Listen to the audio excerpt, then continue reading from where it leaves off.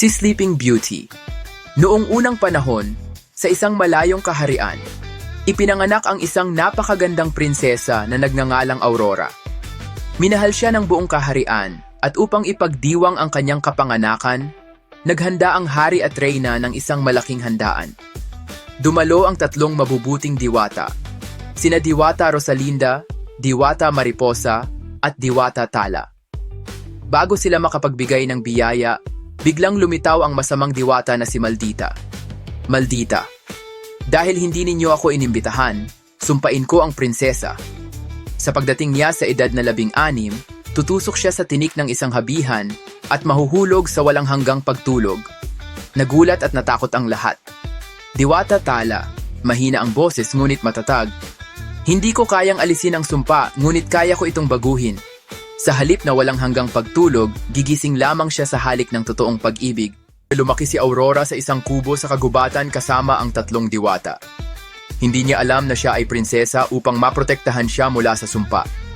Isang araw, habang naglalakad siya sa kakahuyan, Aurora.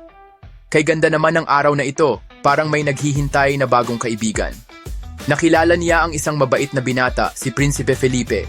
Hindi nila alam na nakatadhana pala sila sa isa't isa.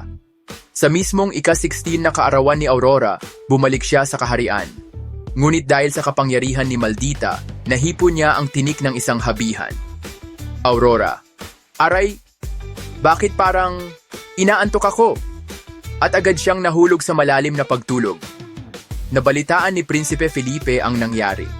Tinulungan siya ng tatlong diwata upang makarating sa kastilyong napalibutan ng matinik na halaman.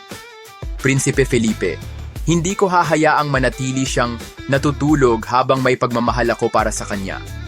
Nang makita niya ang prinsesa, marahan siyang lumapit at hinalikan ito.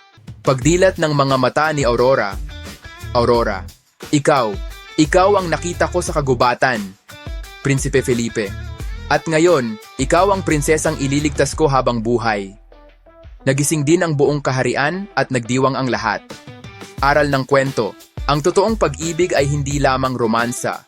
Ito ay kabutihan, tapang, at malasakit.